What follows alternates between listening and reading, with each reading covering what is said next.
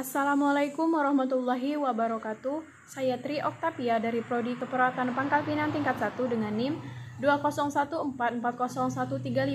Baiklah, di sini saya akan menyebutkan bagian-bagian serta fungsi dari beberapa gambar. Yang pertama yaitu sistem saraf pusat. Yang pertama yaitu bagian otak. Otak berfungsi untuk mengatur dan mengkoordinir sebagian besar gerakan, perilaku, dan fungsi tubuh seperti detak jantung, tekanan darah, keseimbangan cairan, dan suhu tubuh. Otak juga bertanggung jawab atas fungsi seperti pengenalan emosi, ingatan, pembelajaran motorik, dan segala bentuk pembelajaran lainnya. Selanjutnya yaitu sumsum tulang belakang. Sumsum tulang belakang berfungsi sebagai gerak refleks penghantar impuls sensorik dari kulit atau otot ke otak dan membawa impuls motorik dari otak ke efektor. Selanjutnya yaitu syaraf kranial. Syaraf kranial berfungsi mengatur segala fungsi organ-organ yang berada di daerah kepala, mulai dari kesadaran, fungsi berkomunikasi, fungsi mengunyah, hingga fungsi menelan. Selanjutnya yaitu fungsi spinal. Fungsi saraf spinal sebagai berikut. Pertama, bertanggung jawab atas persyarafan anggota badan, anggota tubuh, dan kepala. Yang kedua, koneksi sistem saraf perifer dengan otak. Yang ketiga yaitu jalur naik dan jalur turun mengirim sinyal impuls dari organ tubuh.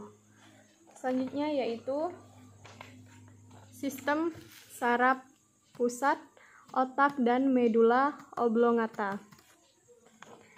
Yang pertama yaitu otak besar atau cerebrum. Merupakan bagian terbesar dari otak. Cerebrum terbagi menjadi dua bagian, yaitu otak kanan dan otak kiri. Belahan otak kanan berfungsi untuk mengontrol pergerakan di sisi kiri dan belahan otak kiri berfungsi untuk mengontrol gerakan di sisi kanan tubuh. Selanjutnya yaitu otak kecil. Otak kecil berperan dalam keseimbangan tubuh, postur, dan pemerataan fungsi otak kiri dan kanan. Selanjutnya yaitu batang tubuh atau brainstem. Berfungsi sebagai stasiun pemancar yang menghubungkan otak besar ke saraf tulang belakang serta mengirim dan menerima pesan antara berbagai bagian tubuh dan otak. Selanjutnya yaitu otak tengah. Berfungsi untuk mengatur pergerakan mata, memproses informasi visual dan suara yang diterima oleh otak. Selanjutnya yaitu pons. Pons merupakan bagian terbesar dari batang otak, terletak di bawah otak tengah. Pons merupakan kumpulan dari saraf-saraf yang menghubungkan berbagai bagian otak.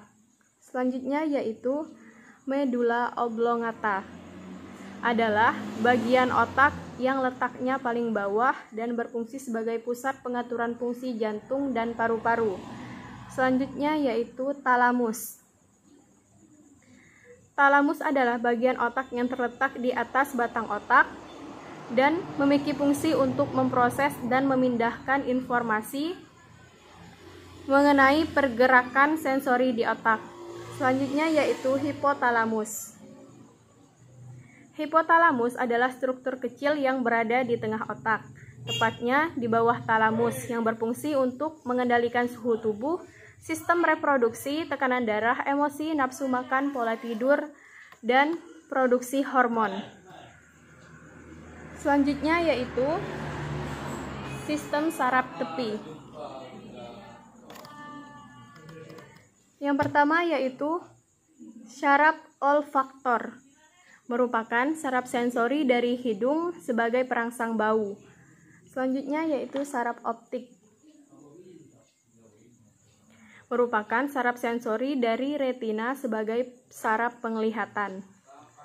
Selanjutnya yaitu saraf okulomotor. merupakan saraf motor seperti saraf okulomotor untuk menggerakkan bola mata menuju otot-otot pada bola mata. Selanjutnya yaitu saraf trigeminal,